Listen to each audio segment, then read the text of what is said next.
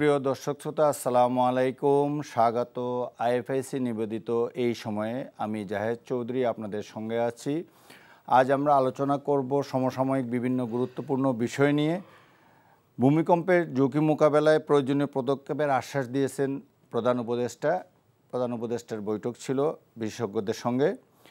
রাজনীতিতে তৃতীয় শক্তির উত্থান হচ্ছে, এটা নিয়ে আমরা আজকের অতিথিদের সঙ্গে আলোচনা করব এবং তাদের মতামত জানব।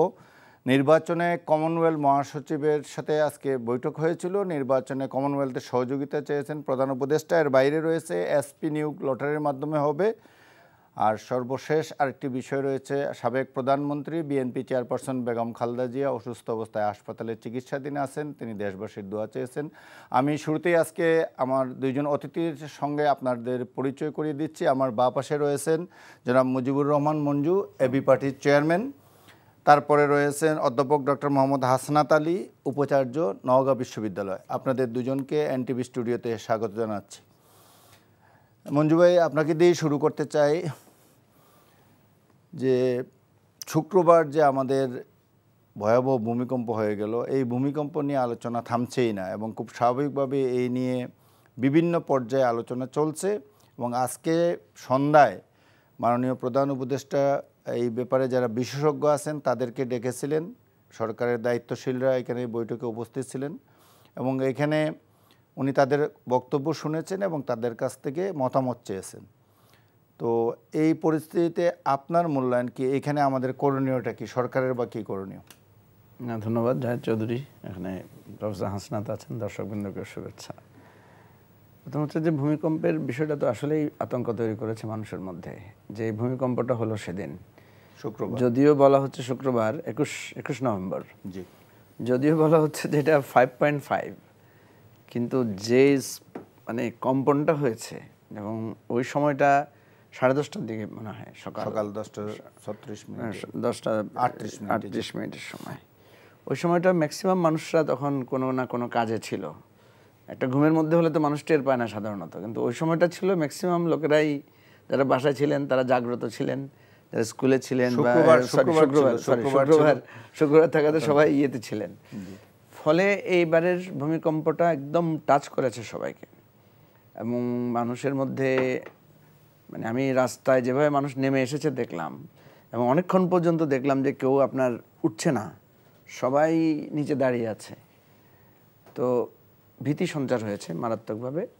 এবং এখানে খুবই অলৌকিক বা সারপ্রাইজিং ম্যাটার যেটা, সেটা হচ্ছে 1997 সালেরও 21 নভেম্বরে ভূমিকম্প হয়েছে এবং তার পরের দিন সকালে রিপিট হয়েছে। এবারও কিন্তু 21 নভেম্বরে ভূমিকম্প হয়েছে, 22 তারিখে আবার হয়েছে। হ্যাঁ, 21 নভেম্বরে কিন্তু 97 সালে হয়েছিল, কিন্তু সেটাও কিন্তু খুব মানে স্পার্ক করেছিল। খুবই 2014 সালে একটা এই ধরনের বড় ধরনের ভূমিকম্প হয়েছিল, অনেকগুলো হয়েছে, যে ফিগার আছে যে অনেকগুলো ভূমিকম্পই কিন্তু 59টার মতো। 97টা কেন বলছি, ওইটা ছিল বেশি কম্পন, সেটা ছিল সন্ধ্যার সময়, মাগরিবের সময়, আর পরের দিন সকালে হয়েছে। এবারটা ছিল আগের দিন সকালে, পরের দিন একদম ভোরে, এবং পরের দিন তো আবার বিকেলেও হয়েছে। তো এইটার কারণে আমরা দেখতে পাচ্ছি যে এই আতঙ্কটা এবং খুবই যৌক্তিক, এক নাম্বার। 2 নম্বর হচ্ছে এখানে 2 ধরনের ভাষ্য আমরা পেলাম। ভূমিকম্প যারা বিশেষজ্ঞ তারা বলছেন, কেউ বলছেন যে এই যে কম্পনটা মাধবদীতে মানে হয়েছে, যেটা এটার তারা যে ব্যাখ্যাটা দিয়েছেন মানে প্রাকৃতিকতা, মানে 10 কিলোমিটার নিচে থেকে এই কম্পনটা, এবং এখানে যেই মানে শক্তিটা তৈরি হয়েছে বা যেই ভাঙ্গনটা সেখানে তৈরি হয়েছে, এটা ভবিষ্যতে কিন্তু একটা থ্রেট হিসেবে এটা আরও পাওয়ারফুল হতে পারে। কেউ কেউ বলেছেন যেহেতু এটা পাওয়ারফুল একটা কম্পন হয়ে গেছে। এটা তো আমরা বিশেষজ্ঞদের কাছ থেকে তাদের নানা বক্তব্য শুনেছি।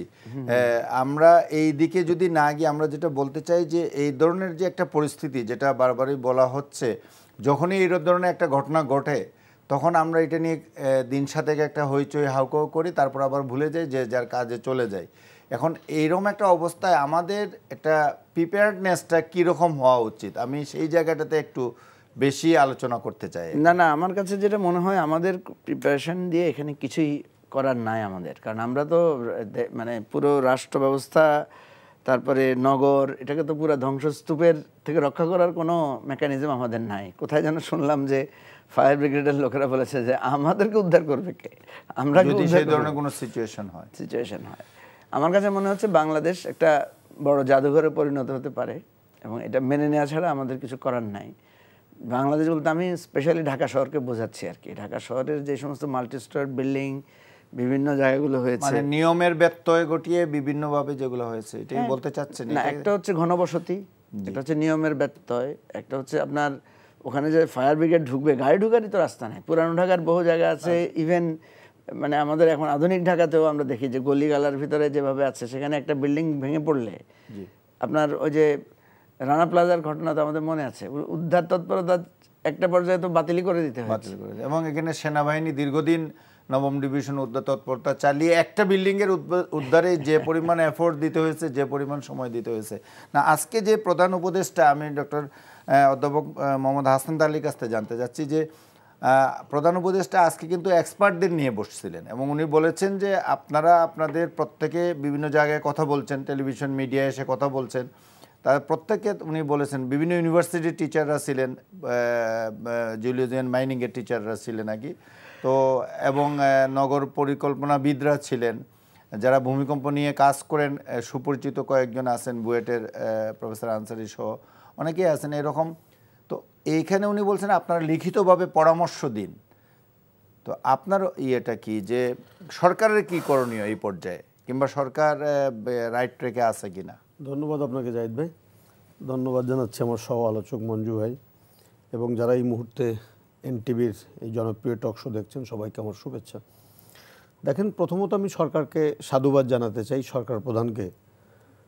যদিও মঞ্জু ভাই বলেছেন যে ঘটনা ঘটলে আমরা খুব তৎপরতা দেখাই, কিছুক্ষণ পর আমরা ভুলে যাই, এটা হলো আমাদের একটা স্বভাবে পরিণত হয়ে গেছে বা দীর্ঘদিন দেখছি। না, আমাদের অক্ষমতাও আছে, এটা তো আর অক্ষমতার কারণেই তো হয় না, এটি তবে সাধুবাদ জানাতে হয় এই কারণে যে উনি বিশেষজ্ঞদেরকে ডেকেছেন তাৎক্ষণিকভাবে এবং উনি লিখিত পরামর্শ চেয়েছেন।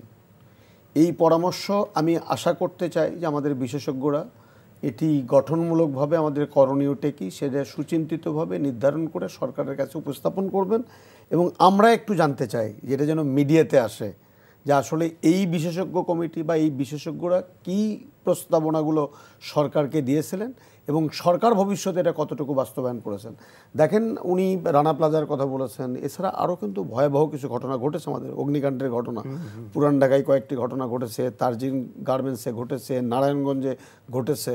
আমরা দেখেছি কি করুণ পরিণতি আমাদের উদ্ধার তৎপরতার।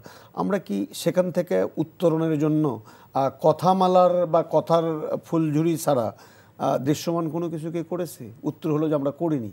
তা আমি আশা করতে চাই যে আজকে যে আলোচনাটা হয়েছে এটি এই সরকার বিভিন্ন গাইডলাইন তো আগামী সরকারের জন্য দিয়ে যাচ্ছে, অন্তত সময় যদিও খুব অল্প, তবে আমি প্রত্যাশা করব যে এই বিশেষজ্ঞ মতামতটা লিখিত আকারে অন্তত সরকারের জন্য, পরবর্তী সরকারের জন্য রেখে যাবেন তারা, যেন সেই পরবর্তী সরকার, যেহেতু ঝুঁকির মধ্যে আমরা আছি, একের পর এক ঝুঁকির মধ্যে আসছে, আপনি যেমনটি আপনারা বলছিলেন যে এটা বড় ধরনের থ্রেট হতে পারে, মঞ্জু ভাই বলছিলেন, সেই থ্রেট মোকাবেলায় আমাদের করণীয় নির্ধারণ এবং সেই করণীয় বাস্তবায়নে সরকারের জন্য যেন একটু সুস্পষ্ট গাইডলাইন ওনারা তৈরি করে যান। কারণ ওনারা যতই বলুক, ওনারা তো করতে পারবেন না। নির্ধারিত সময়ে যদি নির্বাচন হয় তাহলে এটি ওনাদের করার পর্যায়ে, বাস্তবায়ন করার পর্যায়ে থাকবে না। তবে ওটি সবচেয়ে গুরুত্বপূর্ণ হবে যদি সুস্পষ্ট একটা গাইডলাইন করা উচিত, যে পরবর্তী সরকারের জন্য যদি রেখে যেতে পারেন, বিশেষজ্ঞ মতামতের ভিত্তিতে, আবেগ দিয়ে নয়, রাজনৈতিক বক্তৃতা, বিবৃতি বা বাহবা পাওয়ার মানসিকতায় নয়, সেটাই সরকার করছে বলে আমি মনেও করি না। সেরকম যদি একটি রেখে যেতে পারেন তাহলে সেটিই হবে আজকের এই বৈঠকের সার্থকতা। মঞ্জু ভাইয়ের কাছে আবার একটু এই বিষয়ে আর একটু শুনতে চাই, যেটা হলো যে আমাদের বলা হয় যে আমাদের সম্পদের সীমাবদ্ধতা, এই কারণে আমরা এই যে উদ্ধার তৎপরতা চালানোর জন্য যে আমাদের যা দরকার, আমরা দেখেছি যে অতীতে ফায়ার ব্রিগেড যখন কাজ করে একটা লম্বা মইও পাওয়া যায় না। এই বিল্ডিংয়েই যখন আগুন লেগেছিল, আমরা যেখানে বসে আলোচনা করছি, তো তারপরে দেখা গেল কিছু ইকুইপমেন্টস কিনা হলো, কারণ এটার 11 তলায় ওঠার মতো একটা মই ছিল, একটা লেডার ছিল সারা বাংলাদেশে। তো এইটার আসলে কি আমার সম্পদের সীমাবদ্ধ, আমরা তো সম্পদের বিভিন্ন জায়গায় ব্যবহার করছি, নাকি এটা প্রায়োরিটি ফিক্স আপ করতে গিয়ে আমরা ভুল করছি? না, এটা প্রায়োরিটি ফিক্স আপে তো অনেক ভুল আছে আমাদের। আপনার শুধু এটা কেন, আপনার মনে নাই যে করোনার বিপর্যয়ের সময় আমরা দেখলাম যে আইসিইউ নাই, অক্সিজেনও নাই আমাদের বিভিন্ন হসপিটালে। তো হসপিটালে তো অক্সিজেন থাকা তো বাধ্যতামূলক ছিল, কিন্তু সেটা তো নাই। এই যে এক একটা বিপদ হয় তখন আমরা আমাদের দুর্বলতাগুলো আমরা ধরা পড়ে। আমি যেটা মনে করি, আমাদের এখানে যেহেতু অগ্নিকাণ্ডের একটা সবসময় একটা মানে প্রবণ এলাকা থাকে, এখানে বন্যা হয় রেগুলার, এবং এখন কিন্তু বাংলাদেশ ভূমিকম্প প্রবণ এলাকা হিসেবে অলরেডি চিহ্নিত হয়ে গেছে আমরা যেভাবে ভূমিকম্প দেখতে পাচ্ছি। সুতরাং ভূমিকম্পের প্রচুর পরিমাণে আমরা যেমন এই যে ফায়ার সেফটির জন্য ক্লাসে ক্লাসে ক্লাস নেই না, সবসময় টেলিভিশনে আমরা বিভিন্ন রকমের শিখাই। এখন কিন্তু সাধারণ লোকেরাও জানে যে আগুন লাগলে একটা কাঁথা বা কম্বলকে ভিজিয়ে যদি আমরা চাপ দিয়ে ধরি তাহলে এটা এই জিনিসগুলোতে সচেতনতা তৈরি হয়েছে। ভূমিকম্পের ব্যাপারে আমরা যেটা দেখি যে সচেতনতার যথেষ্ট অভাব আছে। এই যে লোকেরা দৌড়াদৌড়ি করে যে নামে, এটা আমি বুঝি না এটা এটা এটা কোত্থেকে এটা পেয়েছে। নিষেধ করা হয় বিশেষজ্ঞরা বলেন তো। এবং আপনি দেখেন ঢাকা বিশ্ববিদ্যালয়ের একটা ছাত্র লাফ দিয়ে এসে পা ভেঙে ফেলেছে। ওই ছেলেটা হয়তো না দাঁড়ায় থাকলে অন্তত রক্ষা পাইতো কিছু। তো এই জিনিসগুলো সচেতনতার যথেষ্ট অভাব। এখন আমি যেটা ইমিডিয়েট আমরা যেটা করতে পারি মনে করি, প্রথমত হচ্ছে যে ব্যাপক ভিত্তিতে আপনার সচেতনতামূলক কার্যক্রম চালাতে পারি, যাতে প্রত্যেক বিল্ডিং এর প্রত্যেকে সবাই জানবে যে ভূমিকম্প হলে তার প্রথমে কি করণীয় হচ্ছে। ঠিক আছে, এটা করা উচিত। 2 নম্বর হচ্ছে যে আমাদের যে অ্যাপার্টমেন্টগুলো আছে ঢাকা শহরে, প্রত্যেকের এই কিছু কিছু সেফটি সিকিউরিটি জিনিস নিজেদেরই এখন লাগবে। বড় একটা মই রাখা, একটা বড় দড়ি রাখা, এই ধরনের সেফটি মানে এগুলো আমাদের নিজেদের রাখা উচিত। এবং আমাদের যে রাজুক বা আমাদের যে সিটি কর্পোরেশন আছে তাদেরই প্রত্যেক পাড়ায় মহল্লায় গিয়ে গিয়ে গণসচেতনতা তৈরি করা দরকার। কারণ ভাই যখন একটা বিপদ হয় না তখন খুব কষ্ট পাই আমরা, তখন আমাদের মন ভেঙে যায়। বিভিন্ন রকম আগুনের ঘটনা তো আমরা দেখলামই। আপনার তো মনে আছে এই যে বেইলি রোডে যে রেস্টুরেন্টটাতে আগুন ধরলো, তখন কত রেস্টুরেন্ট বন্ধ করা হয়েছে। এখন দেখেন আবার সব রেস্টুরেন্ট খোলা হয়ে গেছে, সব জায়গায় আবার আগের মতো হয়ে যাচ্ছে। এই জিনিসগুলো আমাদের প্রধান সমস্যা হচ্ছে ফলো আপও নাই। এবং বিপদ আসার আগ পর্যন্ত আমরা মনে করি না যে আমাদের একটু সচেতনতা বা আমাদের একটু সিরিয়াসনেস দরকার। তো সরকারকে আমি বলবো, একটা তো হচ্ছে আপনার সীমাবদ্ধতা তো সম্পদের আছেই, তারপরও আজে বাজে পথে পয়সা খরচ না করে, বড় বড় অনুষ্ঠান করে পয়সা খরচ না করে, আউফাউ আপনার বিভিন্ন রকমের প্রায়োরিটি ফিক্স আপ করা দরকার। এবং ঢাকা শহর কিন্তু সবচাইতে ঝুঁকিপূর্ণ, কারণ ঘনবসতিপূর্ণ এবং দালান কোঠার সংখ্যা অনেক বেশি। তো আমি জনাব হাসনাত আলী আপনার কাছ থেকে জানতে চাই একই বিষয়ে, যে আসলে আপনি যেটা বললেন যে সরকার পরিকল্পনা করছে, আমরা কি আসলে আমরা দেখলাম যে উদ্ধার তৎপরতায় আমাদের ফায়ার ফাইটারদের মধ্যে আজকেই দেখছিলাম নিউজ যে মাত্র 60 জন এক্সপার্ট আছে যারা এই ব্যাপারে স্পেশালি দক্ষ ভূমিকম্প সিচুয়েশনে কভার দেওয়ার জন্য, এবং ডিভিশনাল পর্যায়ে 20 জন করে আছে। তো এই সচেতনতা বৃদ্ধির জন্য কি করা দরকার, কিংবা শিক্ষা প্রতিষ্ঠানগুলোতে কি করা উচিত? দেখেন, একটা বিষয় বোধহয় আমাদের মাথা রাখা উচিত যে দুর্যোগ ব্যবস্থাপনায় আমরা বেশ কিছু সফলতা কিন্তু অর্জন করেছি। বন্যা যদি বলেন, আগের মতো কিন্তু মানুষ সেভাবে মারা যায় না, কারণ আমরা শেল্টার তৈরি করেছি পর্যাপ্ত ভাবে। তারপরে সাইক্লোনের কথা বলেন, আপনি যদি 71-এর সাইক্লোনের কথা বলেন, বন্যা হয় কি আগে তো আপনি সতর্কতা দিতে পারেন, একটা সুবিধা হয়, মানুষকে করা যায়। ভূমিকম্পের এই প্রবলেমটা আমি বলছি যে এটা হওয়ার পরও আমাদের শেল্টারে যাওয়ার মতো জায়গা আছে, আমরা তৈরি করেছি। কিন্তু দুটা জিনিসে এখনও আমরা গুরুত্ব দেইনি বলে আমার কাছে মনে হয়েছে। একটা হলো যে আগুন নির্বাপন ব্যবস্থাপনা, যেটি বারবার ঘটে, প্রাণহাটি ঘটে, যেটা আপনি বলছিলেন যে সারাদিন ব্যাপী এই ভবন আমরা জ্বলতে দেখেছি, এবং এই ভবনের মানুষদের সেই এখনো চোখের সামনে। তারপর কয়েকদিন যে ঘটনা, তাহলে এগুলো ঘটার পরেও কিন্তু আমরা প্রস্তুতি নেইনি। এই প্রস্তুতি না নেওয়াটা কিন্তু এটা কোন পর্যায়ে নেবেন আমি জানি না। আপনি জানেন না, না জানাটা কোনো সমস্যা না, কিন্তু জানতে না চাওয়াটা কিন্তু অপরাধ। আপনি জানছেন, দেখছেন, বুঝছেন, ফেস করছেন যে অগ্নি একটা ঝুঁকির মধ্যে আমরা থাকি, কেন এই ব্যবস্থাপনা উন্নত করা গেল না? এই ভূমিকম্প অনেকবার করে আমরা বলছি, এখন যে সমস্ত তথ্যগুলো বের হয়ে আসছে যে আমরা প্রস্তুত নই, বা আমাদের এই উদ্ধার কার্য সুচারুরূপে পরিচালনা করার জন্য যা যা দরকার তার ধারের কাছেও আমরা নাই। আমি আশা করতে চাই যে রাজনৈতিক সরকার যারা ক্ষমতায় আসবে তারা অন্তত কথামালা না সাজিয়ে এই সমস্ত বিষয়গুলোকে চিহ্নিত করে কার্যকরী উদ্যোগ গ্রহণ করবে।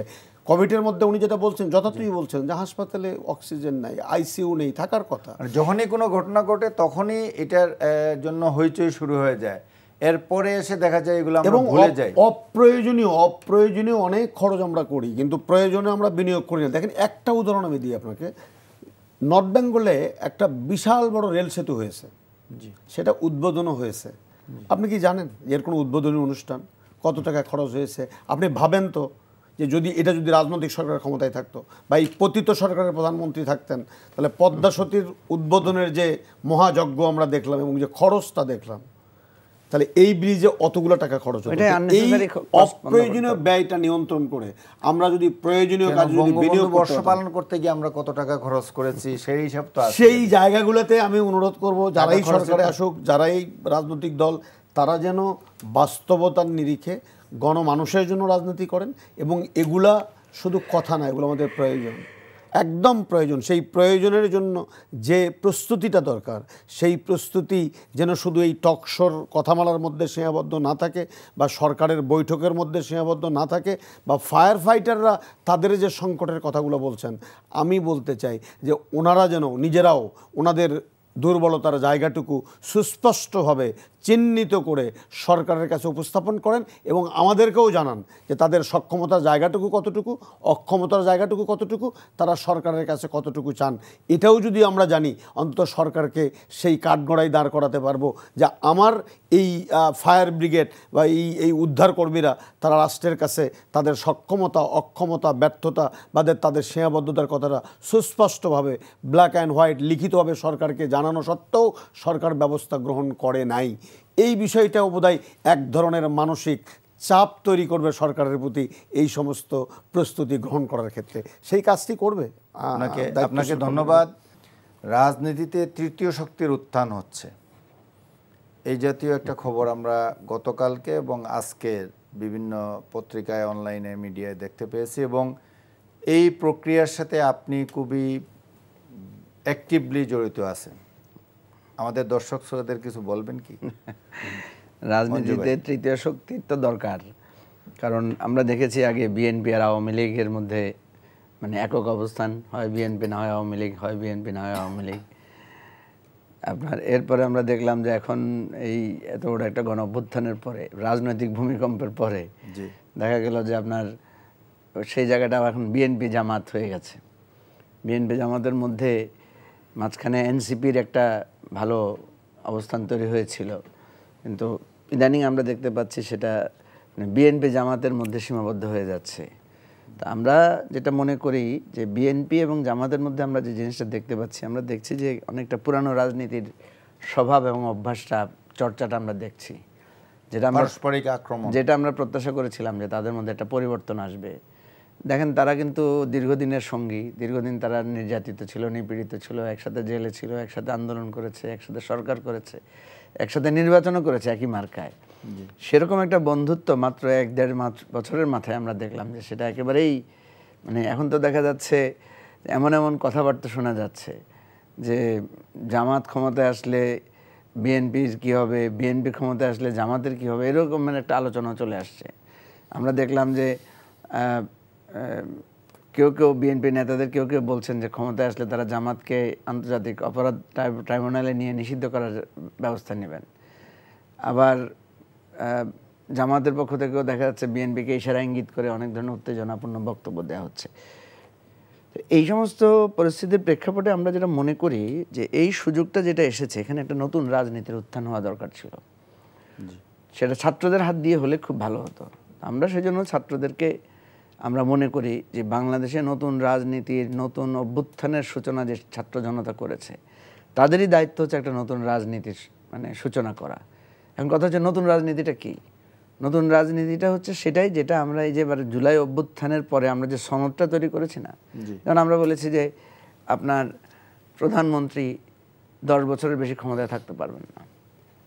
আমরা বললাম যে আগে প্রধানমন্ত্রী যেভাবে একচ্ছত্র ক্ষমতার অধিকারী ছিলেন, এখন ওনার ক্ষমতাকে বিভিন্নভাবে কমিটি, পার্লামেন্ট, মন্ত্রিপরিষদ, রাষ্ট্রপতি নানাভাবে সেটাকে সমন্বয় করতে হবে, ভাগ করতে হবে। তো সেটা তো জামাত এবং বিএনপিও মেনে নিয়েছে, তারা তো এটাতে আপত্তি করে না। মেনে আপনারা নতুন কি করবেন?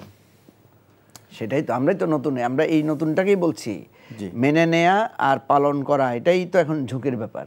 কারণ আমরা বিএনপিকে দেখলাম যে তারা এই সংস্কারের জায়গায় এসে তারা অনেক আর্গুমেন্ট দিয়েছে, অনেক বাধা সৃষ্টি করার চেষ্টা করেছে। তো এইখানে মনে হচ্ছে তাদের মধ্যে একটা মেনে না নেওয়ার মতো জায়গা আছে। আবার জামাতকে আমরা দেখছি যে অ্যাপারেন্টলি তারা এই নতুন বন্দোবস্তের ব্যাপারে খুব পজিটিভ, কিন্তু তাদের কার্যক্রমের মধ্যে আমরা দেখছি যে পুরানোর ধাঁচটা অনেক বেশি। পুরানো ধাঁচটা কি? যেমন দেখবেন বিশাল বিশাল মোটরসাইকেল র্যালি করেছে তারা, যদিও আজকে দেখলাম যে নিজেরা আবার নিষেধাজ্ঞা দিয়েছে অ্যাক্সিডেন্ট হওয়ার কারণে। আদেশে দিল অনেকগুলো অ্যাক্সিডেন্ট হয়েছে এবং এই কারণে এটা বন্ধ না আমার কথা হচ্ছে এই আহ্বান জানানো হয়েছে। মোটরসাইকেল র্যালির আদেশে কে দিল, আবার নিষেধাজ্ঞায় কে দিল, এটা খুব ইন্টারেস্টিং। তো এখন কথা হলো যে এই যে পুরানো ধাঁচ শোডাউন, জি, এই যে আপনার পুরানো ধাঁচ যে মানে এখন দেখবেন ব্যাপক পরিমাণে অঙ্গীকারের ফুল জড়িয়ে তৈরি হয়েছে। বিএনপি বলছে যে 2 কোটি লোকের চাকরির ব্যবস্থা করবে, ঠিক আছে। জামাত বলতেছে যে 5 ঘন্টা মেয়েদের চাকরির ব্যবস্থা করে দেবে, কিন্তু এগুলোর কনসিকুয়েন্স কি দাঁড়াবে, বাস্তবতা কতটুকু করবে, সেটা আমরা কিন্তু এই যে নির্বাচন আসলে পুরানো ধাঁচের মানে প্রতিশ্রুতি দেয়া, পুরানো ধাঁচের শোডাউন করা, পুরানো ধাঁচে বিশাল বিশাল মিছিল করা এবং আলটিমেটলি একে অপরের বিরুদ্ধে বিষোদ্গার করা, তাহলে আমরা তো নতুন কিছু করতে পারলাম না। এই জন্যই আমরা আশঙ্কা করছি যে বিএনপি জামাতের এই পুরানো রাজনীতিটা আমরা যেই জুলাই সনদের ব্যাপারে একমত হয়েছে অঙ্গীকারে, সেখানে আদৌ গিয়ে বাস্তবায়ন করা যাবে কিনা, সেজন্য আমরা একটা নতুন মানে জোট বা নতুন রাজনৈতিক অ্যালাইনমেন্টের কথা চিন্তা করছি, যাদের মূল কাজটাই হবে এই জুলাই সনদটার ব্যাপারে তারা সবসময় সিরিয়াস থাকবে। এই আলোচনা আপনার কাছে আবার আসবো, আমি একটু শুনে আসি প্রফেসর হাসনাতের কাছ থেকে যে এই যেটা বলছেন যে কেন তারা তৃতীয় একটা রাজনৈতিক ফোর্সের চিন্তা করছেন। মঞ্জু ভাই এই কথাটা বললেন, আপনি এটার সাথে কতটা একমত কিংবা এটাকে কিভাবে মূল্যায়ন করেন? মঞ্জু ভাই তো মঞ্জু ভাইয়ের কথা বলছেন, আমি শুধু আপনাকে একটু স্মরণ করাই দিতে চাই যে আমি আমার জীবদ্দশায় বা আমার এই ক্ষুদ্র জীবনে আমি দেখেছি যখনই কোনো জাতীয় নির্বাচন আসে তখন এই তৃতীয় শক্তির উত্থান হয়, এবং তৃতীয় শক্তির উত্থান হয় তার কয়েকটা উদাহরণ দিই। ফেরদৌস আহমেদ কোরাইশি, তাকে দিয়ে একটা তৃতীয় শক্তির উত্থান করার চেষ্টা করা হয়েছে দেশে। তারপরে শমশের মবিন চৌধুরীকে দেই 2024-এ, শমশের মবিন চৌধুরী, তারপর আমাদের অ্যাডভোকেট তৈমুর আলম খন্দকার। তো কিংস পার্টি, সেটা একটু ভিন্ন প্রেক্ষাপট। এখন এবারের প্রেক্ষাপট আর ওই প্রেক্ষাপটটা কি একই? দেখেন, আমি এক কি দুই এটা আমি বলছি না, আমি বলছি এই জাতীয় তৃতীয় শক্তির উত্থানের কথা আমরা শুনি। তারা কিংস পার্টি তো আমরা বলি, কিন্তু তারা কিন্তু তৃতীয় শক্তির উত্থানের কথা বলেই কিন্তু রাজনীতিতে আবির্ভাব তারা হয়, বিভিন্ন মোর্চা, বিভিন্ন ব্যক্তিদেরকে নিয়ে। মান্নান ভাইয়ের কথা আমরা বলি, রাজনীতিতে একবারে পরিচ্ছন্ন রাজনীতি করতে হবে, তোফায়েল আহমেদ নেতৃত্বে আওয়ামী লীগ পরিচ্ছন্ন করতে হবে, এগুলো অনেক কথা আমরা বলতে শুনি, খুব চমকপ্রদ। মঞ্জু ভাইরা রিয়ালি করছেন, আমি মঞ্জু ভাইকে আমি দোষারোপ করছি না, কিন্তু বাস্তবে নির্বাচনের পরে দেখা যায় যে জোটের অধিকাংশ নেতাদের জামানত থাকে না। এটা হলো বাংলাদেশের এই পার্লামেন্টারি ডেমোক্রেসির ইতিহাস। মঞ্জু ভাইরা ভালো করুক, শুভকামনা তাদের জন্য থাকলো, হলে তো খুবই ভালো। শুধু মঞ্জু ভাই আওয়ামী লীগ, বিএনপি, জামাতের লাগামহীন বক্তব্যের কথা বলছেন কেন? যারাদের রাজনৈতিক জন্ম 24 সৃষ্টি হলো যে সমস্ত ছাত্র বন্ধুদের হাত দিয়ে, তাদের মধ্যে 2-1 নেতার লাগামহীন বক্তব্য এই রাজনীতিবিদদের চেয়ে তো অনেক গুণে কানে শুনতে খারাপ লাগে। ক্যাম্পাসে ক্যাম্পাসে যে স্লোগানটা আমার ছাত্র বন্ধুরা দেয় কখনো কখনো, যেগুলো ভার্চুয়াল জগতে আমরা দেখি, এরকম শব্দ 24-এর পরে আমার ছাত্ররা, আমার সন্তানরা পবিত্র শিক্ষাঙ্গনে উচ্চারণ করবে, এটা তো ভাবনার অতীত। শুধু বিএনপি আর জামাতকে দোষারোপ করছি কেন? মঞ্জু ভাই এই ব্যাপারে কি বলবেন? উনি বলছেন যে জামাত, বিএনপি, জামাত এবং এনসিপি, যদি আপনারা যাদেরকে নিয়ে জোট করতে যাচ্ছেন, যদিও আপনি নামগুলা বলেননি, আমরা একবার শুনি যে 9টা দলকে নিয়ে করা হবে, এর আগে একবার শুনেছিলাম, এরপরে সর্বশেষ শুনলাম যে 4টি দলকে নিয়ে করবে। আজকে যতটুকু বুঝতে পারছি, শুনতে পাচ্ছি যে না, এটা আর একটু বাড়ানোরও একটা উদ্যোগ আছে। এবং এটা কি আপনারা কবে নাগাদ এটা এই জোটের আত্মপ্রকাশটা ঘটবে এবং কারা কারা এখানে থাকবে? না, এটা তো আমরা, এটা একটা প্রসেস তো হুট করে শেষ হয় না, একটা প্রসেস শুরু হয়, আলোচনা হয়, নানা দিকে যায়। এখন দেখেন আমাদের এখানে যেটা দাঁড়াচ্ছে সেটা হচ্ছে, খোলামেলাভাবে আপনাকে বলি, বিএনপি একটা অভিজ্ঞ রাজনৈতিক দল, পাওয়ারফুল পলিটিক্যাল পার্টি। তো এই পাওয়ারফুল পলিটিক্যাল পার্টির কাছে কেউ কেউ মনে করে যে তাদের সাথে গেলে নির্বাচনের জয়টা সহজ। এই যে হাসনাত ভাই একটা কথা বললেন, খুব গুরুত্বপূর্ণ কথা, যে জামানত থাকে না, ভোট থাকে না। মানুষের বলে যে নতুন দল, আপনার কয়টা ভোট আছে, আপনি কয়টা ভোট পাবেন? তো নতুন দলকে যদি কেউ ভোট না দেয় সে ভোট পাবেটা কোত্থেকে বলেন তো? আপনি সারাদিন বিএনপিকে গালি দিবেন, সারাদিন জামাতকে গালি দিবেন, আবার দিন শেষে ওদেরকে ভোট দিবেন, তাইলে আপনার নতুন দলকে আপনি প্রমোট তো করছেন না, 1 নাম্বার কথা। 2 নাম্বার করছে, দেখেন এই ছাত্রদেরকে তো আপনারাই প্রমোট করেছেন। ছাত্ররা যে এত বড় অভ্যুত্থান করেছে, সবাই আমরা এদের পিছনে ছিলাম না? বিএনপি ছিল, জামাত ছিল, সব দল ছিল, বুদ্ধিজীবীরা ছিল, ওনাদের মতো সিভিল সোসাইটির লোকেরা ছিল, সবাই তো ছিল, আপনারা সাংবাদিকেরা ছিলেন। এখন থাকার পরে আপনারা এদের পেছনে থাকার পরে আপনাদের দায়িত্ব কি শেষ? প্রথম প্রশ্ন। তাহলে প্রথম কথা হচ্ছে, আপনারা থাকার পরে আপনারা কি দায়িত্ব পালন করেছেন? হ্যাঁ, আপনারা এখন সমালোচনা করছেন যে ওদের ভাষা এত খারাপ কেন। আরে ভাই, এই ভাষা খারাপ বলেই তো শেখ হাসিনাকে সরাইতে পারছে, সে দুর্বিনীত বলেই তো শেখ হাসিনাকে সরাইতে পারছে। দেখেন, আপনার প্রতিবেশীর সাথে যখন মারামারি হয়, আপনার ছেলেটা যখন লাঠি নিয়ে দৌড়ায় যায়, তখন আপনি ছেলেকে নিয়ে কি করেন? বাহাদুরি করেন, এই তো আমার ছেলে বাপকা বেটা হয়েছে, এই তোরা আমার সাথে লাগতে আসি, দেখছো আমার পোলার কি বাহুর বল। কিন্তু এই ছেলের বাহুর বল যখন 2 মাস পরে, তার ধরেন আপনার স্বামী স্ত্রী ঝগড়া হলো বাবা মায়ের, সে এসে বাবার পক্ষ নিয়ে মায়ের উপর লাঠি বল দিল বা মায়ের সাথে বাবার দিল, তখন তো আপনি বলবেন যে এই ছেলে, তোমার তো এটা উচিত না, তাই না? এখানে যেটা আপনার কাছে এখন খারাপ লাগছে, যে সে যখন হাসিনাকে গালি দিয়েছে, সে যখন ফেসিবাদকে গালি দিয়েছে, ফেসিবাদকে মানে ফেসিবাদের উপর দুর্বিনীত ছিল, তখন আমরা সবাই বাহবা দিয়েছি। যখন আমাদের প্রতি তারা দুর্বিনীত আচরণ করছে, তখন আমাদের করণীয় কি? তখন আমরা বলছি এরা তো বেয়াদব, এরা তো আমাদের মানে সেই পুরানো ধাঁচের রাজনীতি করছে। আমাদের উচিত ছিল যে আমাদেরকে পরিবর্তিত হওয়া। 2 নম্বর হচ্ছে তাদের সাথে এক ধরনের এই এঙ্গেজমেন্টে যাওয়া, তাদেরকে সেটা বোঝানো যে বাবা তোমরা এতদিন লাঠি নিয়েছো, ঠিক আছে, এখন আমাদের মধ্যে লাঠি আর সোটার সম্পর্ক না, আসো আমরা একটা চুক্তি করি, আমরাও সঠিক হয়ে যাই, আমরাও ঠিক হয়ে যাই, তোমরাও ঠিক হও। সেটা করা উচিত ছিল বিএনপি আওয়ামী লীগ। সেটা না করে আমরা যেটা বলছেন, আমি যদি বলি তাহলে আপনি কি আরেকটু খোলাসা করে বলবেন যে এখানে বিএনপি কিংবা জামাতের ভুলটা কোথায়, কিংবা এখনো এটা শুধরানোর কোনো সুযোগ আছে কিনা? আচ্ছা, আমি বলি আপনাকে, এখন আমি বলি না, ভুল তো সংশোধনের ছাড়া, আপনি পুরো প্রক্রিয়ার সাথে এবং প্রতিটা রাজনৈতিক দলের সাথে একটা যোগাযোগ আপনার আছে।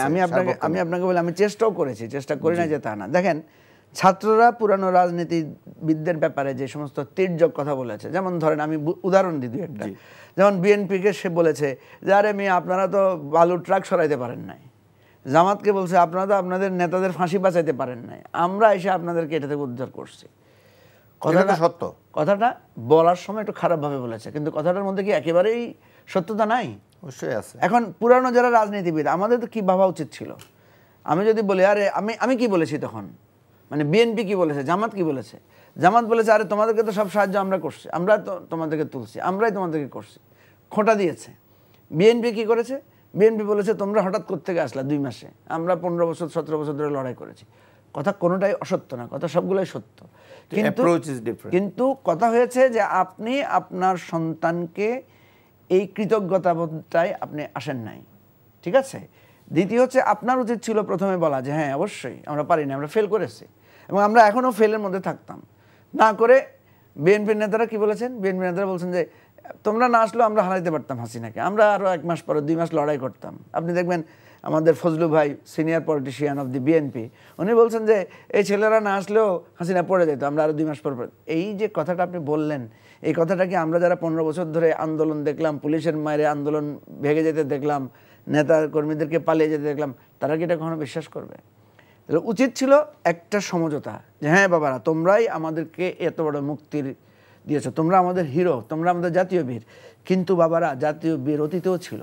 কিন্তু এখানে একটা কথা বলা হয় যে আপনি যখন একটা রাজনৈতিক দল গঠনের দিকে গেলেন, আমি বিশেষ করে এনসিপির কথা যদি বলি, তখন আসে যে আমিও একটা রাজনৈতিক দল, তুমিও একটা রাজনৈতিক দল। যদি কোনো রাজনৈতিক দলের সাথে সম্পৃক্ত না হতেন, আলাদা করে থাকতেন, তাইলে হয়তোবা, আমি জানি না, হয়তোবা তাদের একটা আলাদা অবস্থান থাকতো। এটা একদম এটা ঠিক কি না, মানে আপনার মূল্যায়নটা কি? না, এটা যখন রাজনৈতিক দল হলে তো একটা আপনার আর আমার স্ট্যাটাসের মধ্যে তো একই রকম হয়, তাই না? জি। আপনি যখন আমার ভাই একরকম, কিন্তু আপনি যখন একটা পলিটিক্যাল পার্টির নেতা, আমি একটা পলিটিক্যাল পার্টির নেতা, তখন কিন্তু আপনি আর ভাই না, তখন আপনি আমার প্রতিদ্বন্দ্বী হন। এই কথাগুলো যৌক্তিক, আপনি যে কথাগুলো বলছেন এটা একটা কারণ তৈরি হয়েছে। প্রসঙ্গ হলো তারা রাজনৈতিক দল করতে গেল কেন? রাজনৈতিক দল করাটা আমি মনে করি যে রাজনৈতিক দল যদি তারা না করতো তাহলে কি হতো? যেমন ধরেন এখন যে বিএনপি আপনার মুগ্ধর ভাইকে, স্নিগ্ধকে তার দলে ঢুকিয়েছে না? জামাতের যারা এই যে পেছন থেকে আন্দোলনে ছিল, যে সাদিক কায়েম থেকে শুরু করে তারা, এরা তো এই অভ্যুত্থানেরই আন্দোলনের নেতা ছিল। কিন্তু পরে দেখা গেল যে এরা পার্টির নেতা। জি। তখন আপনি যখন ওপেন করেছেন, আপনি যখন আপনার নেতাকর্মীদেরকে দলে দলে নিয়ে গেছেন, তখন তারা তো কি করবে? তারা তো দেখতেছে যে আরে আমরা তো স্কুইজ হয়ে যাচ্ছি, আমরা কি? তাহলে তখন তারা একটা রাজনৈতিক দিকে গিয়েছে। এটা অবশ্যই সমালোচনা করা যেতে পারে। আমি যেটা বলতে চাচ্ছি যে এই দ্বন্দ্বের মধ্যে না পড়ে, পরস্পরকে খোঁটা না দিয়ে, পরস্পরকে বুলিং না করে, উচিত ছিল একটা সমঝোতার। এবং দেখেন, দেখা হলে কত সুন্দর কথা বলতেছে, দেখা হলে কত সুন্দর একজন একজনকে বুকে জড়াই ধরতেছে, একসাথে আমেরিকা যাচ্ছে, একসাথে সংস্কার মিটিং এর মধ্যে বসতেছে, দিনের পর দিন মিটিং হচ্ছে। জি। আমরা এই জিনিসটা বুঝাতে পারি না জাহেদ ভাই, যে বিএনপি 15 বছর ধরে লড়াই করেছে, এটা সত্য। আবার এটাও সত্য, বিএনপি একটা সুষ্ঠু নির্বাচন আদায় করতে ব্যর্থ হয়েছে। এই বিএনপির নেতাদের মধ্যে জেলে গেছে, জুলুমের শিকার হয়েছে, গুম হয়েছে, খুন হয়েছে, কিন্তু সাধারণ মানুষকে আন্দোলনে সে সম্পৃক্ত করতে পারে নাই। আমার অসুবিধা কি? আমার এই আত্মপর্যালোচনা করে আমি যদি সাবমিসিভ হই টু দি নেশন, মানুষ কি আমাকে খারাপ বলবে? আমি তো বলি, বিএনপির ওই যে আন্দোলনের কথা মনে আছে না আপনার? নদী সাঁতার কেটে শীতকালে আপনার, মানে তো ওটা ত্যাগ না, ওটা স্যাক্রিফাইস না? বিএনপি যে সমস্ত নেতারা আপনার পালিয়ে এসে ঢাকা শহরে রিক্সা চালাইছে, ওদের স্যাক্রিফাইস না? যাদের এই শত শত মানুষ ঘর হারিয়েছে, জেলে কিছু হয়েছে না, জামাতের লোকদের হয়েছে না এই স্যাক্রিফাইস? এখন কথা হচ্ছে, আপনার স্যাক্রিফাইস কে আমি কেন মূল্যায়ন করব না? আমি আপনার স্যাক্রিফাইসে মূল্যায়ন করব, আপনার ত্রুটি যেটা আছে সেটাকেও বলবো। এখন আমি স্যাক্রিফাইস বললে আপনি খুশি থাকবেন, ত্রুটি ধরলে আপনি রাগ করবেন, তাহলে কিভাবে হবে বলেন? ছাত্রদেরকে আপনি ত্রুটি ধরেন, ছাত্রদের যারা ক্ষমতায় গেছে, রাষ্ট্রের জায়গায় গেছে, যারা দুর্বিনীত কথাবার্তা বলেছে, অবশ্যই তাদের এটা ত্রুটি, অবশ্যই তাদের এই ত্রুটিকে সমালোচনা করবেন, কিন্তু তাদের যে অবিস্মরণীয় অবদান সেটাকে অস্বীকার করা, আপনি নাহিদ যে স্টেটমেন্টটা ওই আন্তর্জাতিক অপরাধ ট্রাইব্যুনালে দিয়েছে, আপনি এটা পড়ে দেখবেন যে এমন পরিস্থিতি ছিল তারা আর বেঁচে থাকার কথা ছিল না। আমি নিজেও সাক্ষী দিয়েছি, আমার স্টেটমেন্টে পড়ে দেখেন। আমাদের কাছে মনে হয়েছে যে আমরা আর কখনো আলোর মুখ দেখবো কিনা। আমি বিশ্বাস করেন, যেদিন পুলিশ আমাকে ধরে নিয়ে যাচ্ছে, আমি আমার ছেলে মেয়েদের কথা মনে পড়ছে যে আমার ছেলে মেয়েগুলোকে আমি ফিরে এসে দেখবো কিনা, কি অবস্থায় দেখবো, কারণ আমার ঘর ভাড়া বাকি, আমার বাচ্চাদের স্কুলের বেতন দেওয়া হয় নাই, কতদিন জেলে থাকবো, এরপরে আসলে আমি কি অবস্থায় পাবো, এই অবস্থায় আমরা ছিলাম। আর এখন যখন আমি এসে বের হয়ে সব কিছু, আমার এখন মনে হচ্ছে যে না, আমার কোনো অবদান, কারো অবদান আমার স্বীকার করার দরকার নেই।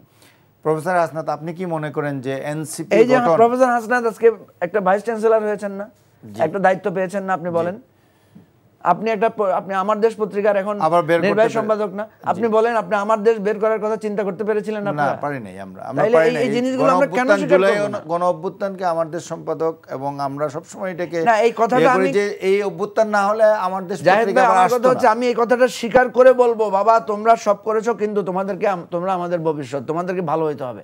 এই কথাটা বলতে অসুবিধা কি? আমি যদি বলি, আরে আমি ইউনিভার্সিটির প্রফেসর, আমি এমনি বিজি হইতাম, আরে আমার দেশ আমরা এমনি বের করতে পারতাম, তাহলে তো এটা তো সত্য হইতো না, তাদের অবদানটা স্বীকার করা হলো না। প্রফেসর হাসনাত, এই দুইটা বিষয় আসছে। একটা হলো যে এনসিপি গঠন, আমি এই প্রশ্নটি মঞ্জু ভাইকে করেছিলাম, উনি বললেন যে কেন এনসিপি তাদের গঠন করতে হয়েছে, এটার একটা ব্যাখ্যা উনি দিয়েছেন। আরেকটা বিষয়ে বলছেন যে কেন এই পরিস্থিতির সৃষ্টি হলো, এখন একটা মুখোমুখি অবস্থানে কেন আসলো, আপনার মূল্যায়নটা কি? এখন জাহেদ ভাই, মঞ্জু ভাই যে আক্ষেপের কথাটা বলছেন, সে আক্ষেপ তো আমাদেরও। যেদিন এনসিপি গঠন হয় সেদিন অভিনন্দন জানিয়েছিলাম, নতুন বন্দোবস্তের পথে হাঁটবে এনসিপি, সেটি প্রত্যাশা করেছিলাম, সম্ভবত এই জায়গায় বসে থেকে, এই চেয়ারেই বসে থেকে। প্রশ্ন হলো, সেই প্রত্যাশার জায়গা থেকে দূরে সরে যাচ্ছি কেন একটু একটু করে? এত তাড়াতাড়ি কি এটা মূল্যায়ন করার সময়? মঞ্জু ভাই তো বললেন, মঞ্জু ভাই বললেন যে আজকে এনসিপি যে আশা নিয়ে করতে হয়েছিল সেখানে কিছুটা ফিকে হয়ে গেছে। উনি বলছেন, আমি না, কিছুটা হয়েছে, তো কিছুটা হয়েছে, এটা স্বীকার করতে হবে। কেন হলো?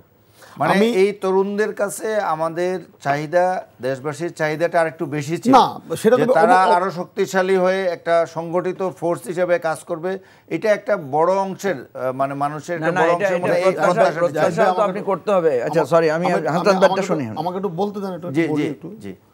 আমি বলছি যে ছাত্ররা সংগ্রাম করেছে, এটা যেমন সত্য, পাশাপাশি মঞ্জু ভাইরা রাজনৈতিক দল হিসেবে 18 বছর জেলখানায় গিয়েছেন, ত্যাগ স্বীকার করেছেন, এটাও সত্য।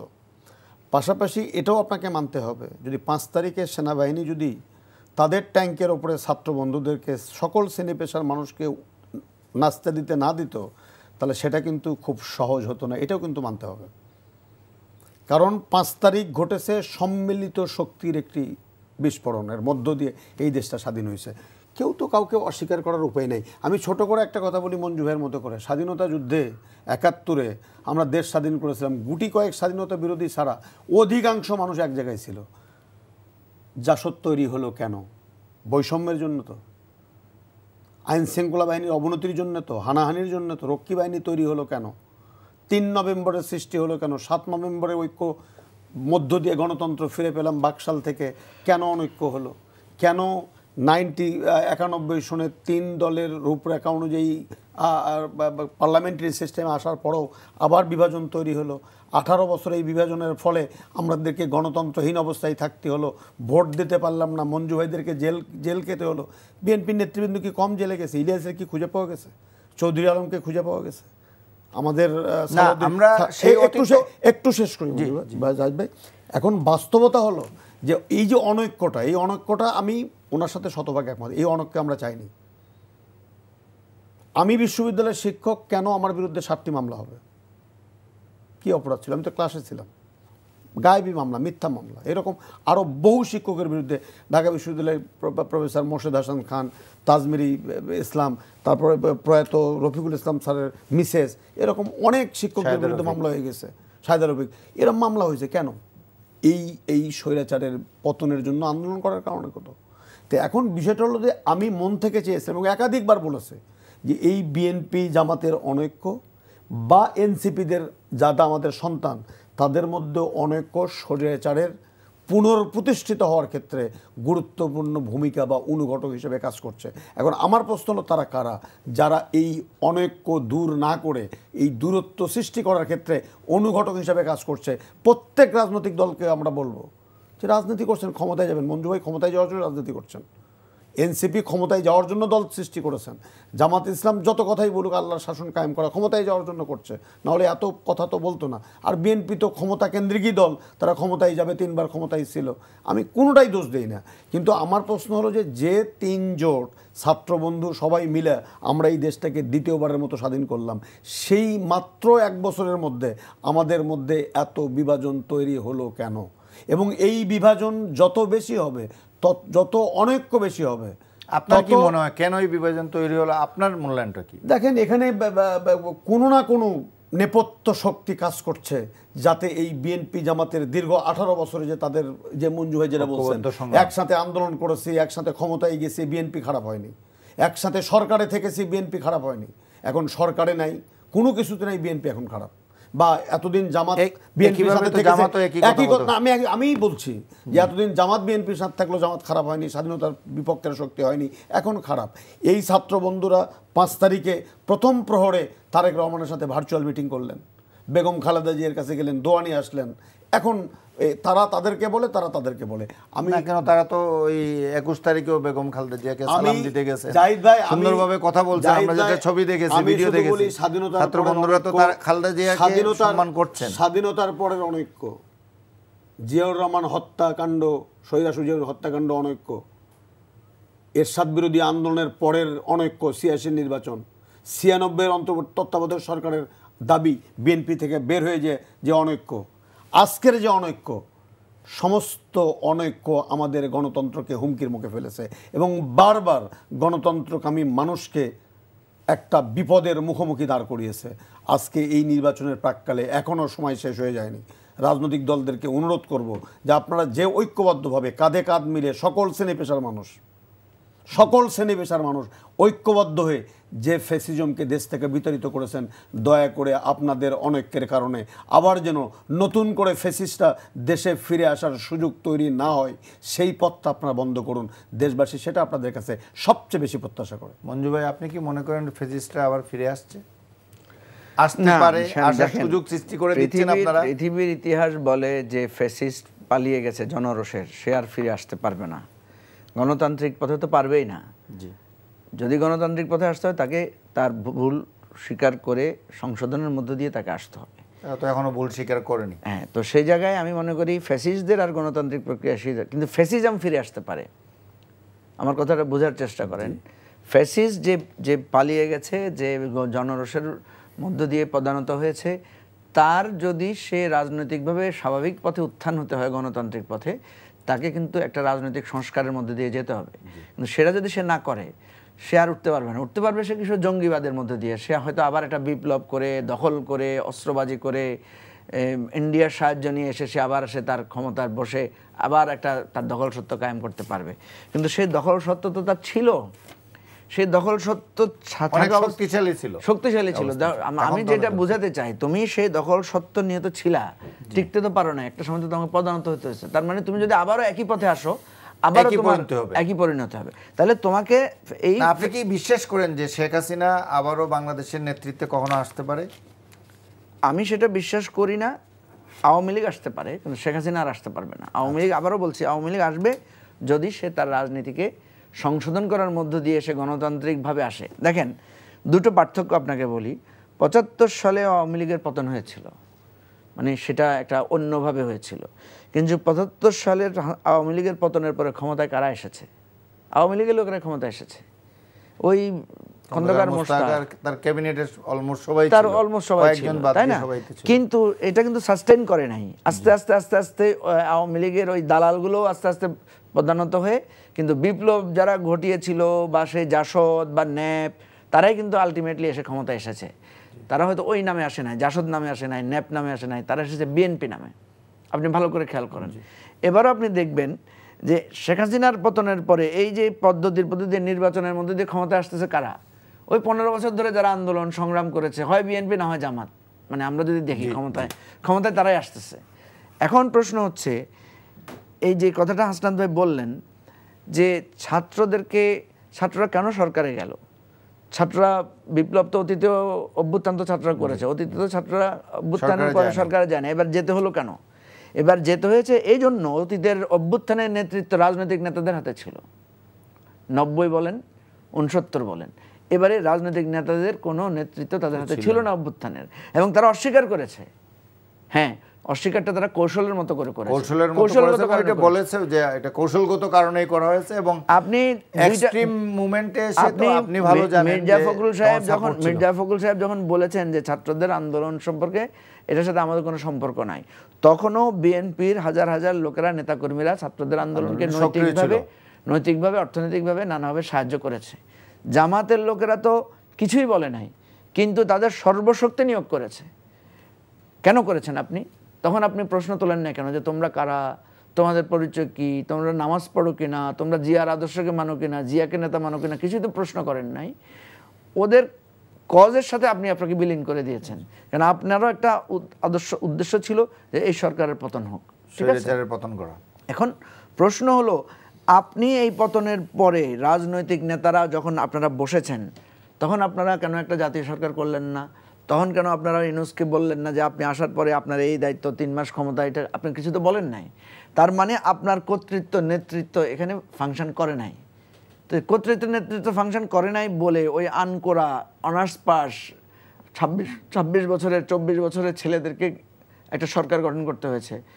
এই যে সরকারটা তারা গঠন করলো, এই সরকার গঠনের ব্যাপারে আপনি দেখেন কে কনসালটেশন করেছে, কে পরামর্শ দিয়েছে? তারা বিচ্ছিন্ন বিক্ষিপ্তভাবে সবার পরামর্শ নিয়েছে। তখন তো আমরা কেউ বলি নাই যে তোমরা কারা সরকার গঠন করার। আমরা তো তখন প্রশ্ন করি নাই যে তোমরা এই কোন পদ্ধতিতে এই উপদেষ্টা পরিষদ নির্ধারণ করলা। করেছি কেন প্রশ্ন? আমরা তো বরং তাদেরকে সাপোর্ট দিয়ে গিয়েছি। এখন সাপোর্টের জায়গায় এসে প্রথম বাধাটা কোথায়? প্রথম বাধাটা আসলো যে সংস্কার না নির্বাচন। আপনি দেখবেন, আপনি যদি দেখেন যে বিতর্কটা শুরু হয়েছে সংস্কার না নির্বাচন, এই কথা দিয়ে শুরু হয়েছে। এই সংস্কার আর নির্বাচনের এই বিতর্ক তুলেই কিন্তু আপনার এই ছাত্ররা নিয়েছে সংস্কারের পক্ষে, কোনো কোনো দল গেছে তাদের পক্ষে, আর বিএনপি চলে গেছে নির্বাচনের পক্ষে। বিএনপি যতই বলে আমরা নির্বাচন, আমরা সংস্কারও চাই, নির্বাচনও চাই, কিন্তু পাবলিকলি এটা অ্যাপিয়ার করেছে যে বিএনপি আসলে নির্বাচনটা তাড়াতাড়ি চায়। এখন নির্বাচন তাড়াতাড়ি চাইলে আপনি নির্বাচনের যেই জায়গাগুলো প্রস্তুত, পরিবেশ প্রস্তুত, সেটা করতে হবে না? এখনও দেখেন রাস্তাঘাটে যেখানে যান সবাই বলবে যে নির্বাচন হবে কিনা সন্দেহ আছে।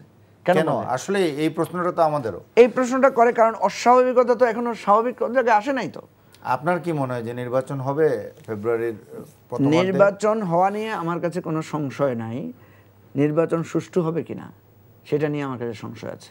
কেন? এই যে দেখেন, আপনি যদি এখন বলেন যে ঠিক আছে এই নির্বাচনে কয়টা রাজনৈতিক দল অংশ নেবে, ধরেন আওয়ামী লীগ তো ধরেন এখন কার্যক্রম নিষিদ্ধ আছে। জাতীয় পার্টির ব্যাপারে আমাদের পজিশন কি? এক পার্টি, এক দলের এক পজিশন।